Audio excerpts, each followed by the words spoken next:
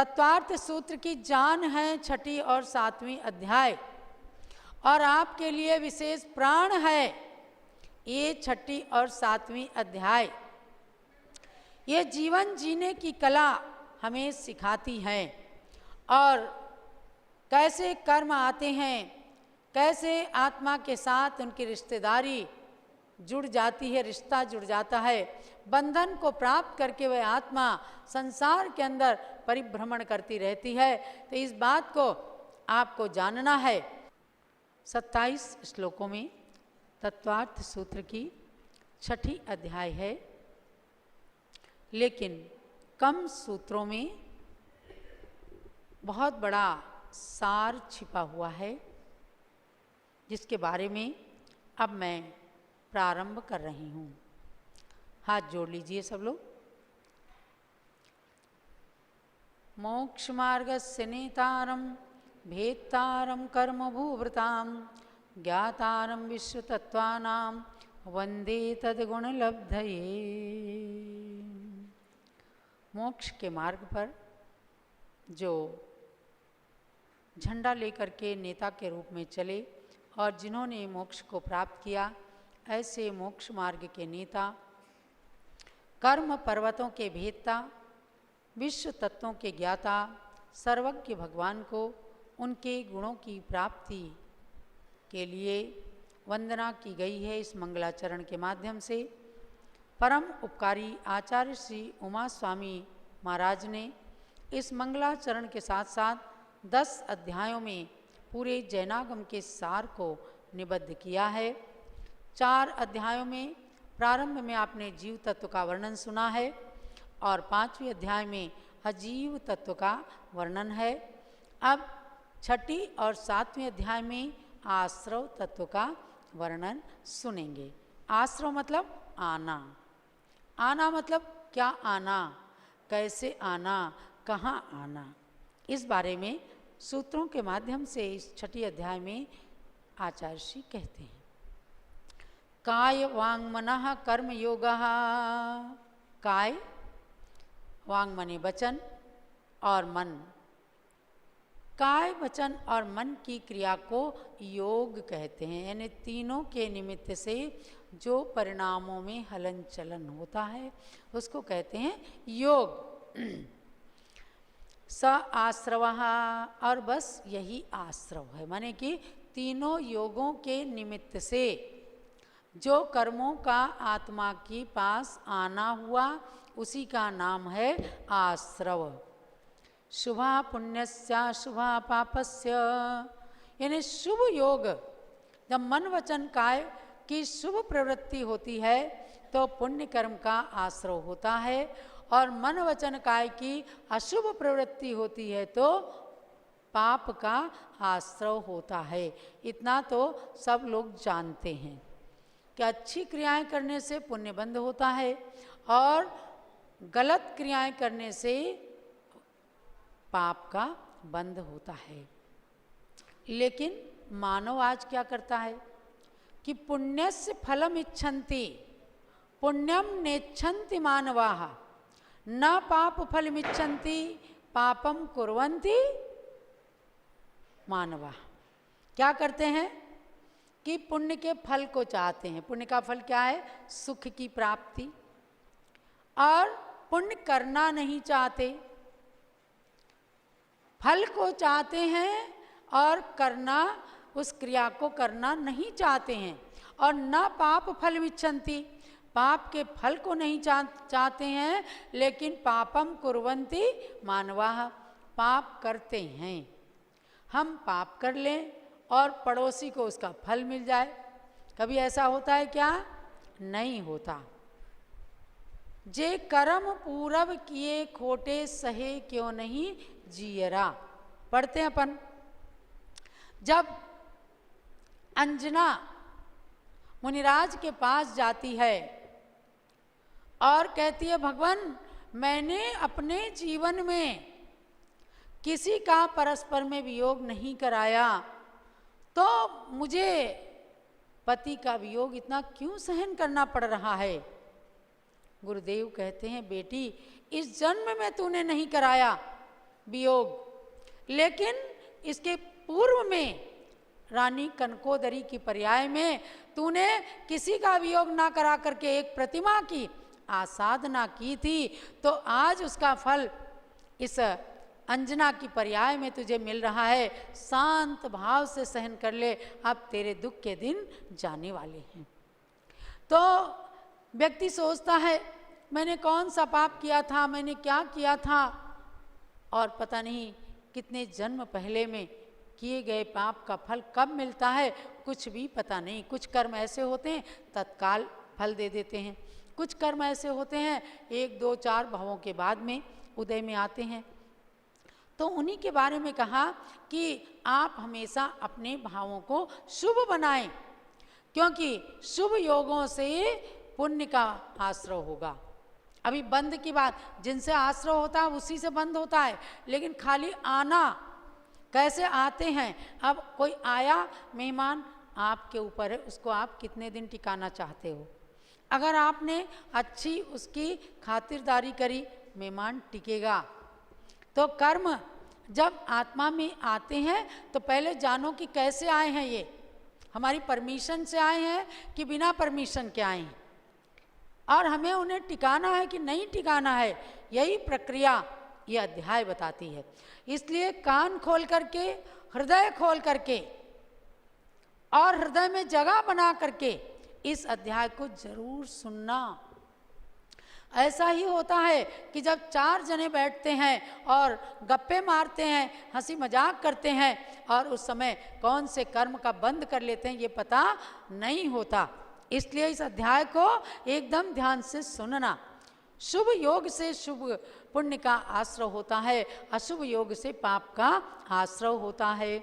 स कसाया कसाययो सांप्रायिकेर्यापतियो, और वह योग कसाय सहित जीवों की सांप्रायिक आश्रय कराते हैं। सांप्रायिक आश्रय का मतलब है संसार में परिभ्रमण कराने वाले कर्म का आश्रय।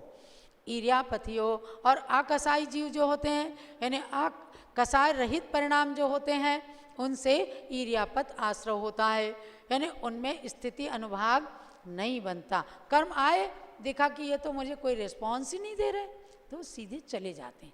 जैसे ध्यान में कोई मुनिराज बैठे हैं, कर्म आ रहे हैं, लेकिन देखते हैं कि ये तो अपने ध्यान में लीन है, मेरे साथ इनका कोई रिस्पॉन्स नहीं है, तो वे कर्म आते चले जाते हैं।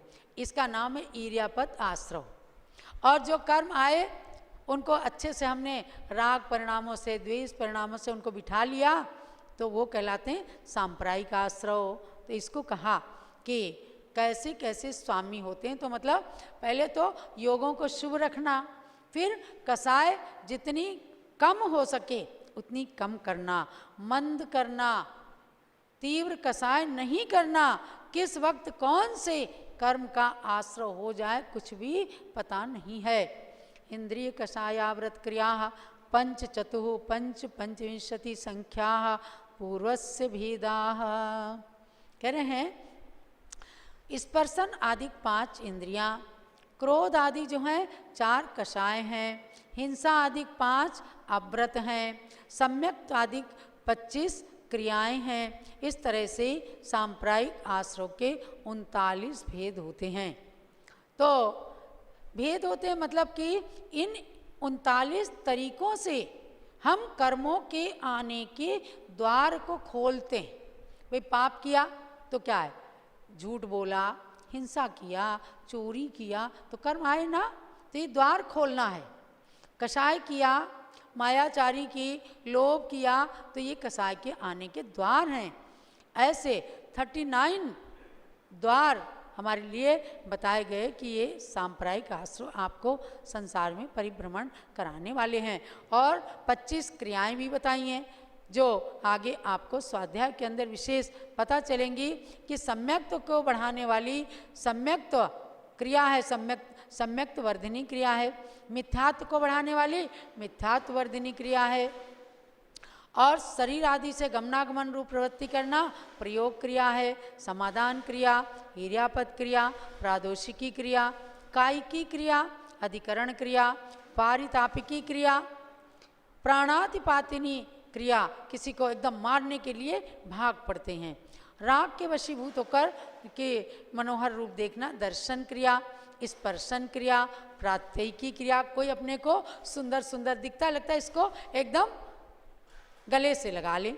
ये सब मतलब चाहे शुभ हो चाहे अशुभ हो, एक तो आप जो है किसी धर्मात्मा को देख करके खुश होते हैं तो उस समय क्या शुभ कर्म का आश्रय होता है, और किसी को देख के नफरत करने लगते। जैसे अभी सुगंध दशमी की कथा सुनी कि मुनिराज के प्रति उसने कसाय की भावना बना ली, बिना मतलब जा करके कड़वी तुमड़ी का आहार दे दिया, यानी अपने भोगों में उसने विघ्न समझा।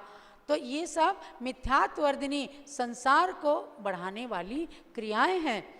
समन्तानुपात क्रिया, अनाभोग क्रिया, स्वहस्त क्रिया, निसर्ग क्रिया, विदारण क्रिया, आज्ञा व्यापादिकी क्रिया, अनाकांक्षा क्रिया, प्रारंभ क्रिया, पारिग्राहिकी क्रिया, माया क्रिया, मिथ्यादर्शन क्रिया और अप्रत्याख्यान क्रिया। माने आपने भोजन किया, शाम को पानी लोगे, अगर बीच में आपको पानी भी नहीं पीना है तो आप उतनी देर के लिए त्याग कर दीजिए। ये प्रत्याख्यानी क्रिया बताती है कि जितनी देर जिस चीज़ को प्रयोग नहीं करते, आपने एक दिन में अगर 3 साड़ी पहनने का नियम लिया है तो आप सोच लें कि आज हम 3 से चौथी साड़ी नहीं पहनेंगे। इतनी ज्वेलरी के अलावा बाकी का त्याग, तो छोटे छोटे त्याग। भोजन करने के बाद जितनी देर पानी नहीं पीने, 4 घंटे 3 घंटे 2 घंटे त्याग कर दिया तो उससे अपने को त्याग का फल मिल जाता है।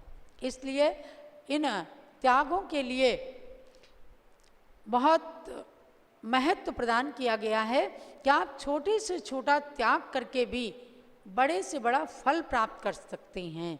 एक भील ने केवल कौवे के मांस का त्याग किया और वो जा करके पहले तो देवता हो गया, उसके सामने परीक्षा की घड़ियां आई, नियम को नहीं तोड़ा तो वो देवता बन गया। आगे जा करके वो खदिर सार भील का जीव मगध सम्राट श्रेणिक बन गया और आने वाले काल में वो तीर्थंकर बन जाएगा। आप देखो कितना छोटा छोटा त्याग भी भविष्य के लिए कितना बड़ा फलदायी बन जाता है। इसलिए इस अध्याय के अंदर यही बताया कि आप इन चीज़ों को जानो कि छोटी छोटी क्रियाओं के अंदर भी कितना सार छिपा हुआ है। तीव्र मंद ज्ञाता ज्ञात भावाधिकरण वीर्य विशेषेभ्य तद विशेषः। तीव्र भाव, मंद भाव, ज्ञात भाव, अज्ञात भाव, अधिकरण विशेष और वीर विशेष से आश्रव में विशेषता आती है, हीनाधिकता आती है। यानी अत्यंत बढ़े हुए क्रोध में कोई तीव्र परिणाम बांध लिया तो उस समय तीव्र कर्म का आश्रय हो जाएगा। खूब तीव्र पुण्य का समय चल रहा है, खूब अच्छी भक्ति की, खूब अच्छा भाव किया कि मैं तो साक्षात सौधर्मेंद्र हूँ, मैं साक्षात देवी बन करके और भगवान की भक्ति कर रही हूँ, एक दिन मुझे ऐसा ही फल मिले। तो उस समय तीव्र पुण्य के तीव्र शुभ परिणाम हुए तो आपको तीव्र पुण्य बंध जाएगा। ऐसा कहा। ऐसे मंद भाव, ज्ञात भाव, अज्ञात भाव, इनसे भी आश्रव में विशेषता आती है। अधिकरणम जीवा जीवाः। अधिकरण के 2 भेद हैं, जीव और अजीव। अर्थात जीव अजीव ये दोनों के निमित्त से आश्रव होता है। खाली जीव सिद्ध भगवान है, उनके कोई आश्रव नहीं होता। केवल अजीव ये चौकी है, ये पुस्तक है, इसके कोई आश्रव नहीं होता। जीव और अजीव जहाँ दोनों का संबंध जुड़ता है वहीं सारे झंझट तो वहीं है। सारे झंझट कहाँ हैं? जीव और पुद्गल 2 के मिलने से। तो कहा कि स्वामी जीव और अजीव 2 हैं, सारा दोष केवल एक को नहीं दिया जा सकता। कहते हैं ना कि झगड़ा हुआ है किसी 2 में तो केवल एक से थोड़ी हुआ है, एक हाथ से ताली थोड़ी बजती है, दोनों हाथों से, दोनों की किसी की ज़्यादा किसी की कम हो सकती है। लेकिन गलती तो दोनों की है। तो कहा कि जीव और अजीव ये दोनों ही आश्रव को लाने में स्वामी हैं।